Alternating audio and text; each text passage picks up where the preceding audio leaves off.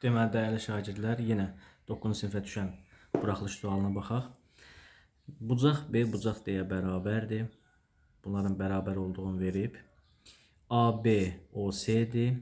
Deməli, AB OC-dir və 6-dır. Bura 6-dır, burada 6-dır. AO 5-dir. Bizdən CD-ni soruşur. Bunların bərabər olduğunu verib. Tutalım ki, bunlar olsun alfa, alfa. Bunlar da qarşılıqlı bucaqlar. Burada deyək beta, beta. 180, onda burada gamma, bu da oldu gamma. Elə deyilmi? İndi oxşarlığa baxsanız, baxın, alfanın qarşısında nə durub? Birinci üçbucaqda.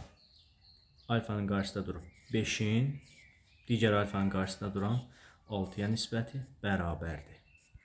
Betanın qarşısında nə durub? 6. Burada betanın qarşısında nə durub? X-a nisbəti.